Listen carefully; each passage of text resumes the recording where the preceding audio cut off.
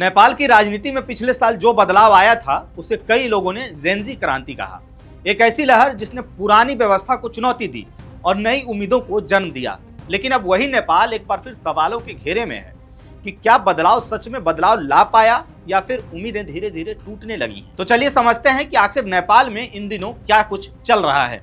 नमस्कार, the Hindi top देख रहे हैं आप और मैं हूं आपके साथ जानिसार खान। दरअसल बालेन शाह के नेतृत्व में बनी नई सरकार से लोगों को काफी उम्मीदें थी। माना जा रहा था कि युवा नेतृत्व के साथ नेपाल में पारदर्शिता और सुधार की नई शुरुआत होगी। लेकिन बीते कुछ हफ्तों में जो घटनाएं सामने आई हैं, उन्होंने सरकार की कार्यशैली पर सवाल खड़े कर दिए हैं। मात्र 26 दिनों के भीतर ही 2 मंत्रियों का इस्तीफा हो जाना इस बात का संकेत है कि सब कुछ उतना स्थिर नहीं है जितना दिख रहा था। इसी कड़ी में आपको बताएं कि नेपाल के गृह मंत्री सुदन गुरंग का इस्तीफा सबसे ज्यादा चर्चे में है।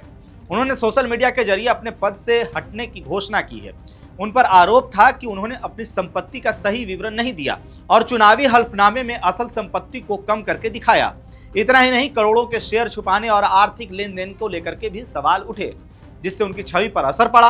अपने इस्तीफे में सुदन गुरंग ने साफ कहा कि उनके खिलाफ उठे सवालों को उन्होंने गंभीरता से लिया और उनके लिए पद से ज्यादा नैतिकता मायने रखती है। उन्होंने यह भी कहा कि निष्पक्ष जांच हो सके और किसी तरह का हितों का टकराव ना हो, इसलिए उन्होंने खुद पद छोड़ने का फैसला लिया है। उनके इस बयान में एक तरफ से यह संदेश भी था कि अगर बदलाव चाहिए तो ईमानदारी और जवाबदेही जरूरी है। लेकिन मामला सिर्फ एक मंत्री के इस्तीफे तक सीमित नहीं है। नेपाल के भारत से सटे इलाकों में लोगों का गुस्सा भी बढ़ता दिख रहा है। दरअसल सीमा पर कस्टम वसूली को लेकर के आम जनता काफी नाराज है और इसे लेकर के सरकार के खिलाफ असंतोष खुल करके सामने आ रहा है।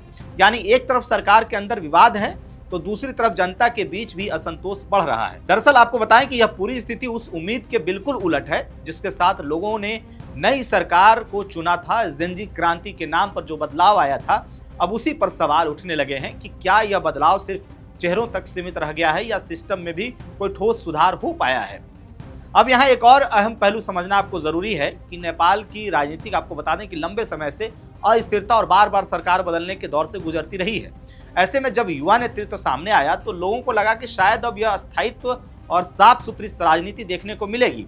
लेकिन लगातार विवादों और इस्तीफे ने इस उम्मीद को झटका दिया है। राजनीतिक विश्लेषकों का मानना है कि अगर सरकार शुरुआती दौर में ही इन चुनौतियों को संभालने में नाकाम रहती है तो इसका असर लंबे समय तक देखने को मिल सकता है। इसके अलावा युवाओं की उम्मीदें भी सरकार से काफी ज्यादा जुड़ी हुई हैं। बेरोजगारी, महंगाई और सिस्टम में पारदर्शिता जैसे मुद्दों पर लोग तेजी से बदलाव चाहते हैं। लेकिन जब सरकार के ही मंत्री विवादों में घिरने लगे तो जनता के बीच थोड़ा भरोसा कमजोर होना लाजमी है और यही वजह है कि सोशल मीडिया पर भी सरकार की आलोचना बढ़ती दिख रही है और लोग सवाल पूछ रहे हैं कि क्या यही वो बदलाव था जिसका वादा किया गया था। तो ऐसे में अब कुल मिलाकर के नेपाल इस वक्त आपको बताएं कि एक अहम मोड़ पर खड़ा है, जहां एक तरफ युवा नेतृत्व है तो दूसरी तरफ बढ़ते विवाद और जनता की नाराजगी है। अब ऐसे में देखना होगा कि बालेन शाह की सरकार इन चुनौतियों से कैसे निपटती है और क्या उन उम्मीदों पर खरी उतर पाती है जो जनता ने उसे लगाई थी। तो इस खबर को लेकर के आपकी क्या राय है, आप क्या कुछ कहना चाहते हैं, हमें कमेंट बॉक्स में जरूर बताइएगा। मेरा नाम है जानिसार खान, आप देख रहे हैं द हिंदी टॉप। वीडियो अच्छी लगे तो चैनल को सब्सक्राइब कीजिएगा और हमें इंस्टा, फेसबुक और एक्स पर भी फॉलो कीजिएगा।